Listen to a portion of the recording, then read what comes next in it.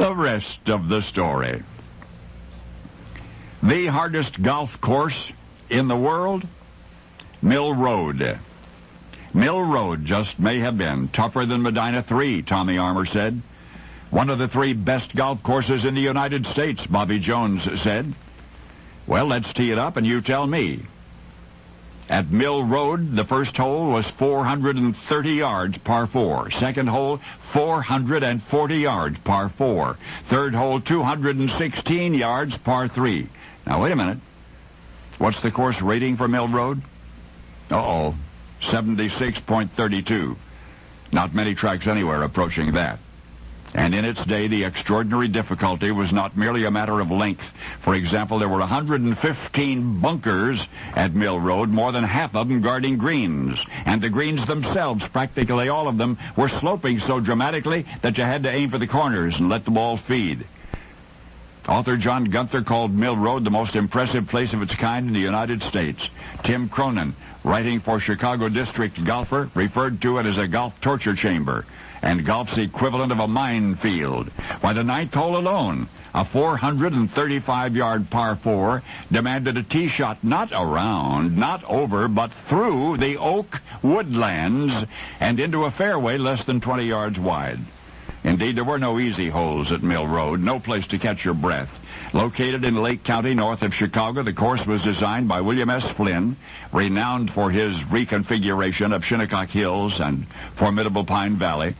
Mill Road required a staff of 150, 2 of whom did nothing but trim the 6 miles of hedges on the property. The hardest golf course in the world? Well, if not, then nearly. For of all of the golfers, great and small, who challenged her, only one managed to break par. Just one time, one round, one man shot under par. That man was Tommy Armour. He nursed 1 under through 17 holes, and then took 40 minutes to negotiate the 580-yard finishing hole, and he had to chip in and 1 putt to seal his achievement. That's how hard was Mill Road.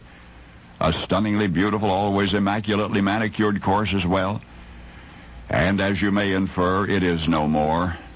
For the land on which Mill Road was conceived in 1925 and constructed in 1927 was in 1939 donated to the University of Chicago. By 1942, the course was closed. 1945, the school sold the property to suburban developers, and so it's all houses now, and a few original buildings and memories. And yet once upon a time there was an angry green giant, a superlative golf course, cruised but never bruised by the legends of the game. For those greats, professional and amateur, played only by invitation and only in friendly matches. For magnificent Mill Road was not originally intended for magnificence, was not even meant for tournament play.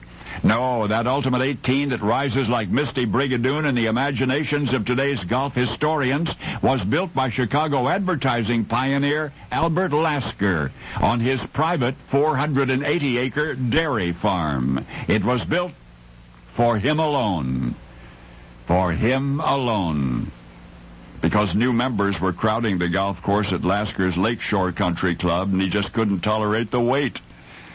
Now you know the rest of the story.